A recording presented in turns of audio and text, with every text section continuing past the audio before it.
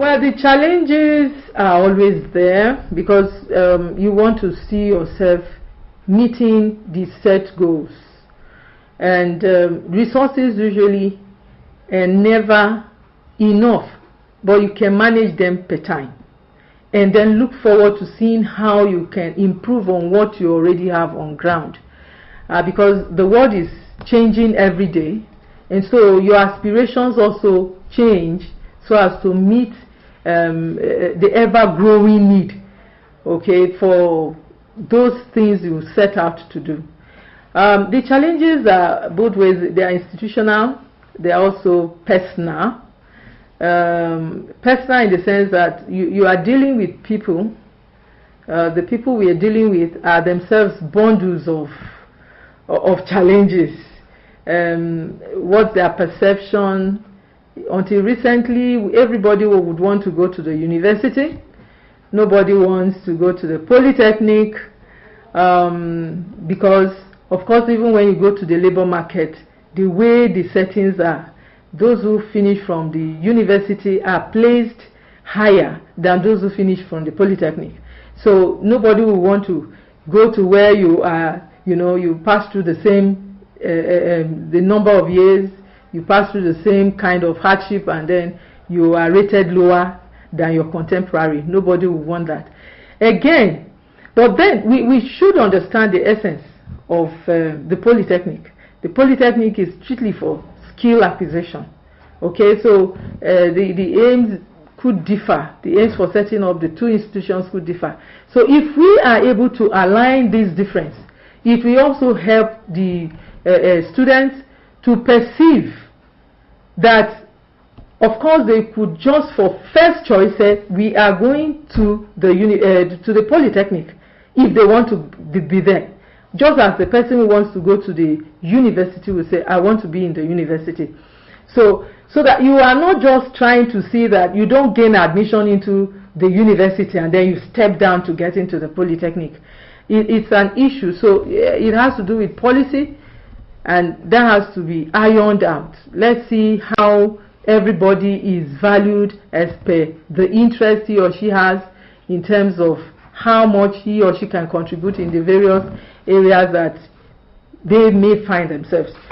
So giving room for fulfillment, life fulfillment, job job satisfaction, self-actualization and all that.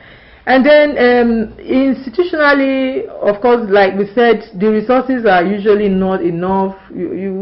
What we need here is enormous, because if you have to put facilities on ground, you really need the money.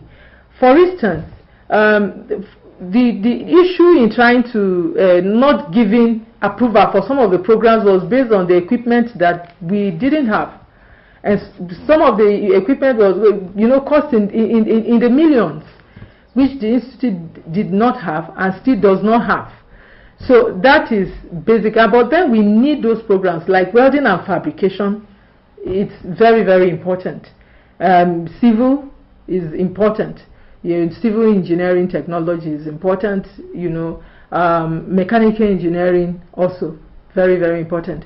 We have the automotive diagnostic lab, which is just part of the area in mechatronics. But a proper equipment of that of the program also is needed. So these are the challenges that we have in the various areas. Even where we are going to take off now, when we advance to the area of higher national diploma, the labs may not be able to meet the needs. So we also have to look ahead and see how we now upgrade or update the equipment so that they also meet the needs for higher national diploma. These are some of the challenges. Where with the students, apart from the issue of maybe feeling low, the area of funding for them might be a challenge. What we see now with the commercial banks is that they are not so youth friendly, because if somebody says he's trying to get a job and you ask for collateral, So where will the collateral come from when the person has not been, has not been gainfully employed? So we also think that challenge should also be dealt with in terms of policy. But again, it's priority.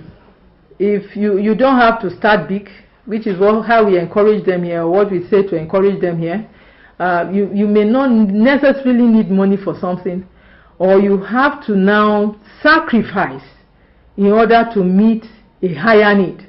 So if you can spend so much money buying airtime on your phone, and you use a phone that is so expensive, and you are looking for money to go and start a very small business, buying a set of computer might not cost you more than 100,000, and then you are using a Samsung S5, which is 150 something, and you go and meet somebody and say you don't have money. It simply means you have your priorities wrong.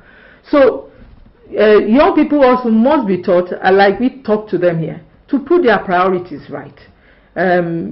Putting your priorities right would mean that you have to sacrifice, maybe trek where you now know that you cannot afford a car or a cab or an Okada, and put yourself in line. Just know where you are with yourself and put yourself in line.